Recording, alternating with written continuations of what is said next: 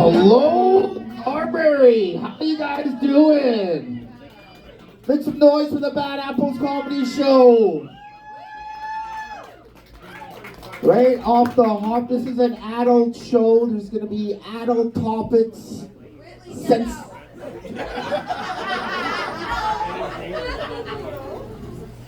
Where's the chatters? There's a big table here of chatters. It's okay.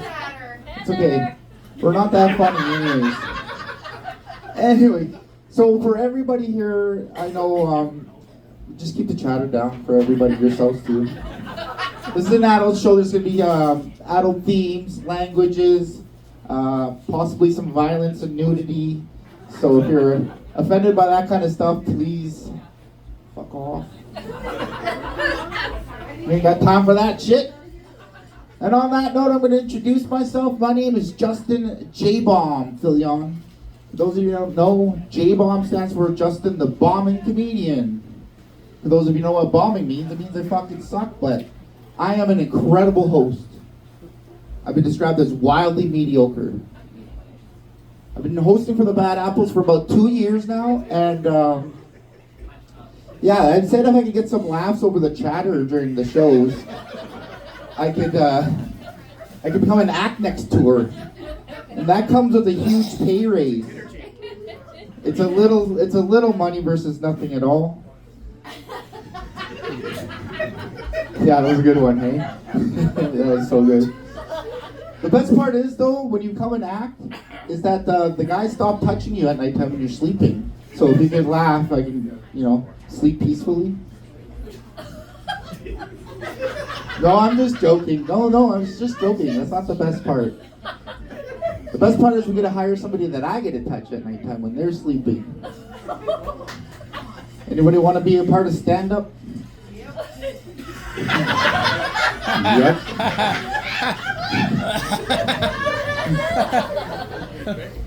So, being in public speaking, I get told you look like a lot of people. It's very common. By far, the most popular one is when people come up to me and they call me Pre-Malone. That's Post Malone without the face tattoos or heroin addiction.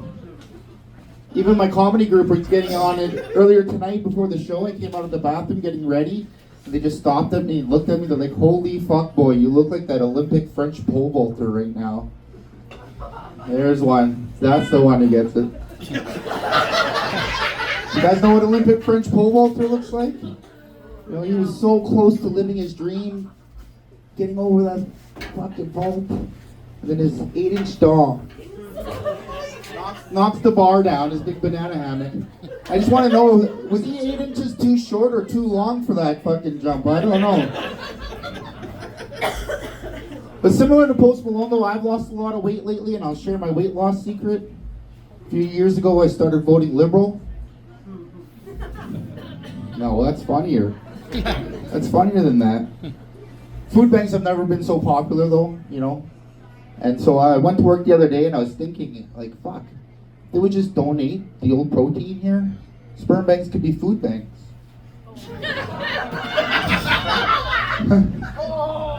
It'd be a huge load for the economy. Grab a meal to go. The #1 gross domestic product, hey? Holy fuck. You girls are making me nervous. Oh. Well, let's get a icebreaker exercise here. It's fun for everybody. You guys back there. On a count of 3, I know this table's gonna love it. On a count of 3, just yell out your favorite curse word. Even though, what? 1, 2, 3. I couldn't hear anything but fuck. That's a popular town. I was in Quebec and I got a cocksucker last time. That was pretty cool. Okay. On the count of 3, follow directions. Why do we have to wait? The world works like that. There's rules. On the count of 3, especially you, I want to hear all of your favorite sex positions. 1, 2, 3. Oh my god.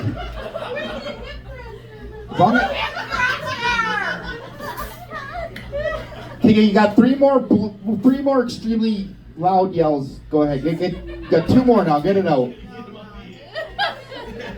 Okay, this is the next exercise. I didn't hear anything funny. Nobody said sleeping.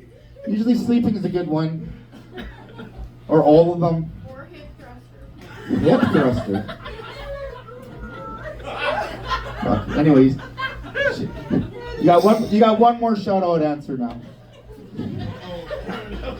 Okay, Carberry, we're loosening up. I'm a little more fun here, but this one for sure, the loudmouth's gonna love it the most. On the count of three, Carberry, I want your favorite racial slur. 1, 2, 3. Do you see the letter N on her head?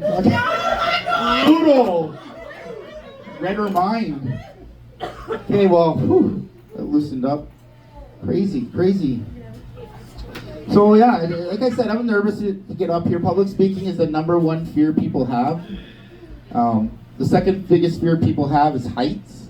And I'm a roofer by trade, believe it or not. Yeah, I got over that fucking fear a while ago, mostly because I'm broke. I can't afford to be scared. But I'm not scared of roofing anymore. I'm not scared of heights. I'm not scared of public speaking. I'm not scared of anything, really. Except commitment, you know, the usual guys. That's a joke for the ladies here. What's up, lady?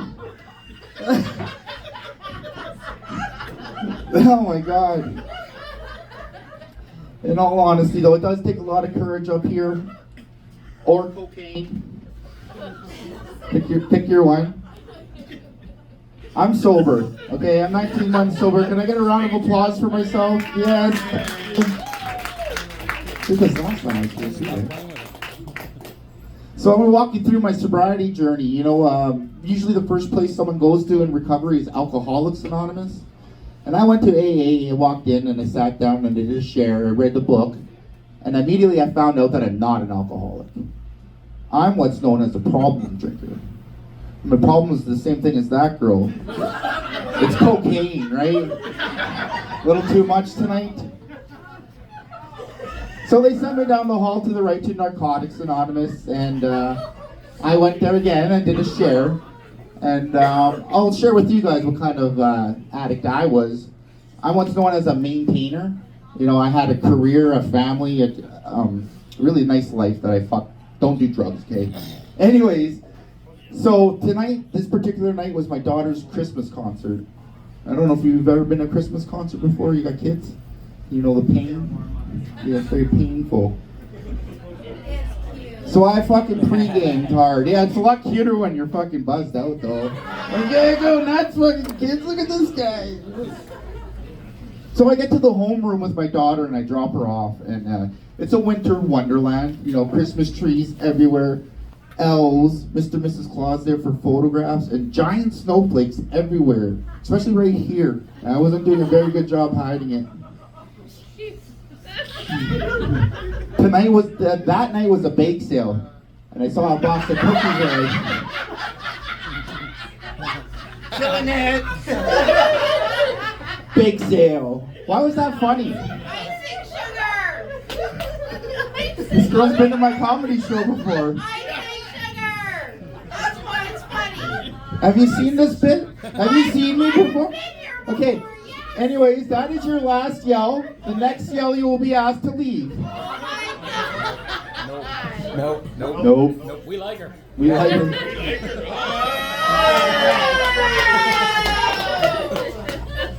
Well, that makes two of us in this whole room. Yeah. So, talking about sugar cookies. Yes. So I bought, it was a bake sale this night. Let me reset the scene. I'm at my daughter's Christmas concert. I'm fucking strung out, all fucked up, man. There's a bake sale. I wanted to buy these cookies. I take these cookies, I bring them to the front of the line, and the kid's teacher's there. It's like, hi, I'd like to buy these cookies, please. She says, Mr. Filion, those cookies are $10. So I grab my wallet, go to pay, and 2 grams of cocaine fall in front of my fucking kid's teacher. She looks at me and smiles. She's like, Mr. Filion, that's too much. But then she winks and smiles at me and only passes me 1 gram of cocaine back. I don't know.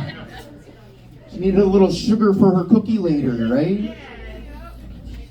You know, and it reminds me of her last name. Her last name was Carriage. Miscarriage, right? I told her to fucking lay off the dope, man, you know? Drugs are bad. 19 months sober. One more round of applause for me.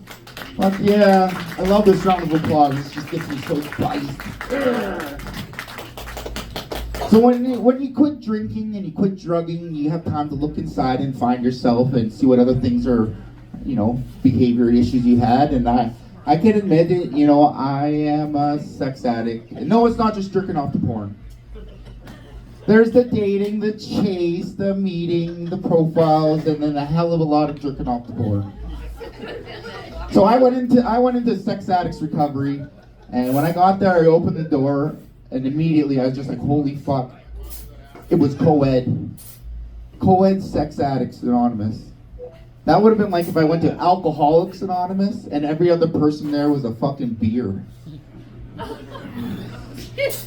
So this tall, frosty glass of beer stands up. I mean, this young woman.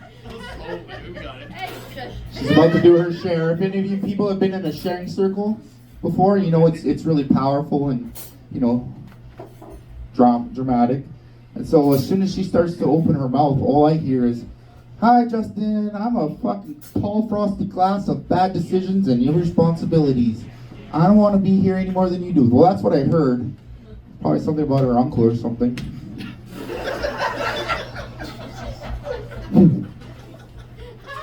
So at the end of the night, I picked her to be my sponsor. Oh yeah, it's true. We relapsed right away. It was magical. We did it sober though, you know, no drugs, no alcohol. Friday nights, used to go to the bar, get all fucked up, you know, do shots, weird shots, like blowjobs, sex on the beach, muff dives. You guys ever hear of a muff dive? It's like a coffee liqueur and cream, and the whipped cream is the muff. The more muff you put on it, anyways. But now that I'm sober, I just I take my sponsor, we go to the date, we go to the beach. We'll have sex on the beach. She'll give me a blowjob. And every now and then I'll do a muff dive on her. Do you know what a muff dive is? Yeah, we know now. See, it's a...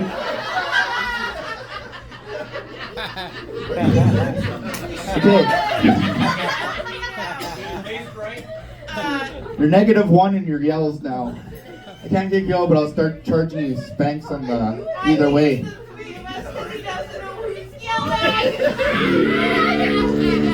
Hey, did it taste right? I don't even know what I'm talking about. I'm just fucking waiting for the show to get going. A muff dive. Fuck yeah. It was alright, yeah.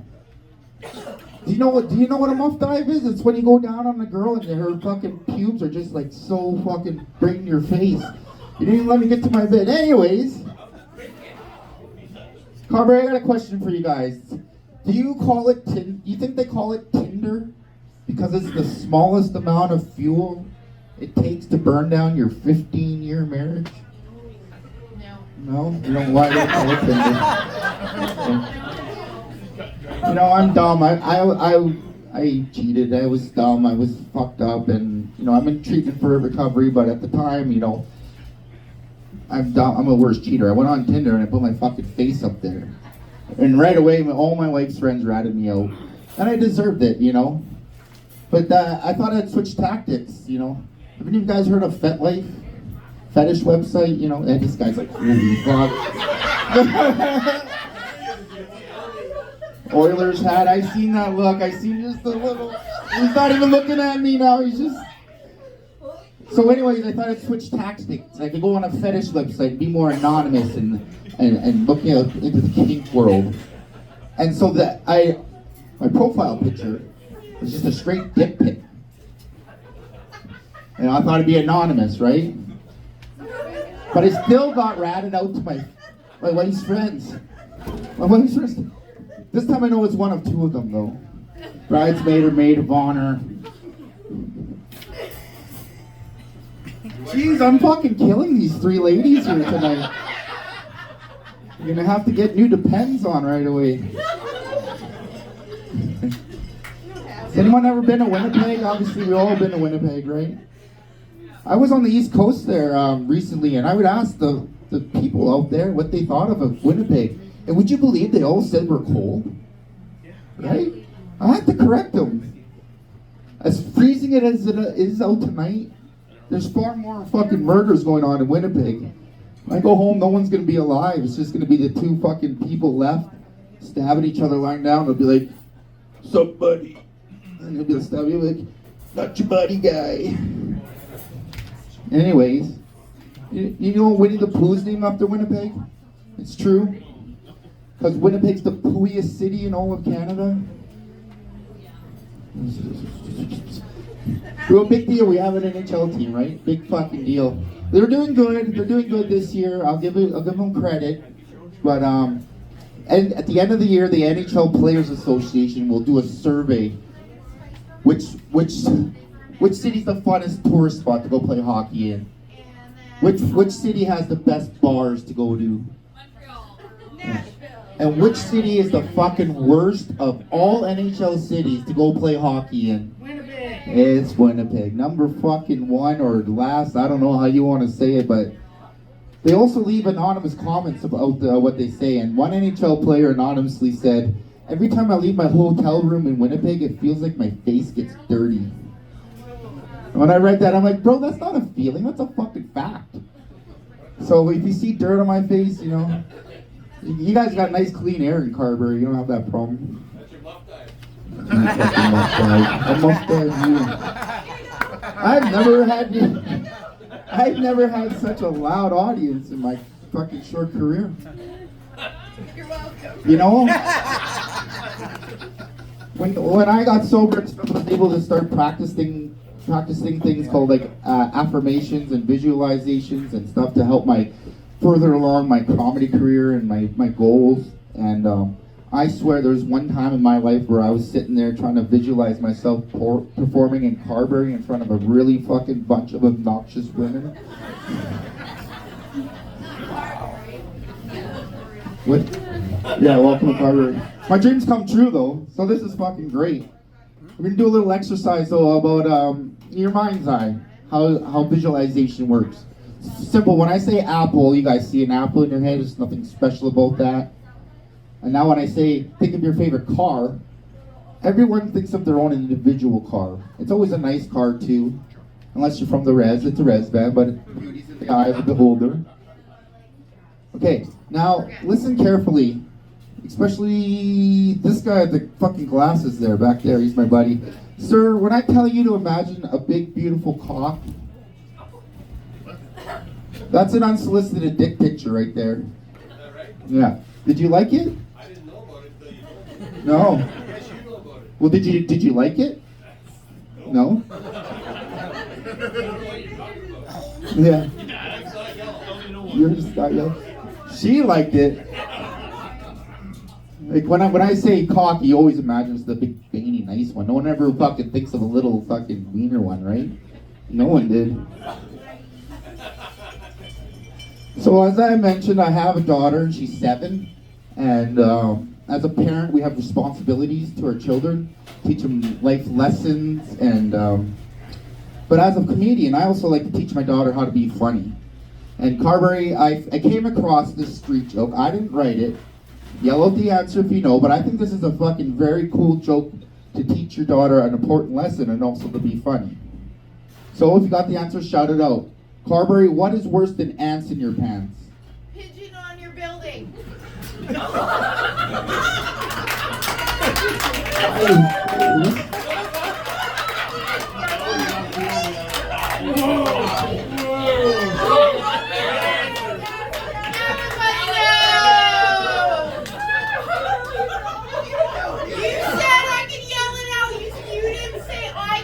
I said I'd pick you out. The boss said he fucking likes you. You didn't stipulate on this joke. Carberry, what's worse than ants in your pants? Pigeon on your business. I don't even know what you're saying. A pigeon? Okay, so we have this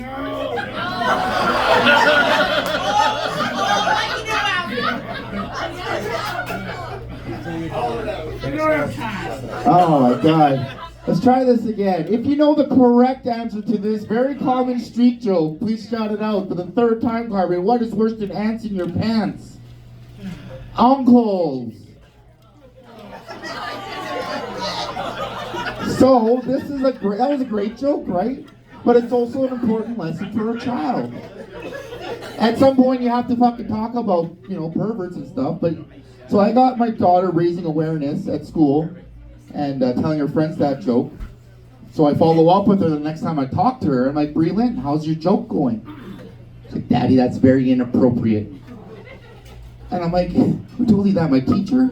Who told you that? Your teacher? She's like, yeah, my teacher says that's very inappropriate. And I'm like, is that miscarriage again? She's a wild one, she doesn't. I wouldn't listen to anything she says. Carberry, you've been fantastic. I'm just gonna leave you with one impression. Every comedian's got an impression, they try and, I don't know. I got one impression. And it's of 1970s pornography. I call it That 70s Show. Okay. Wish me luck.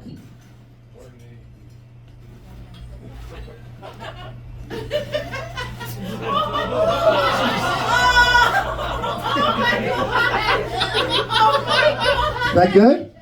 That's what I said, Carberry. Clap for me.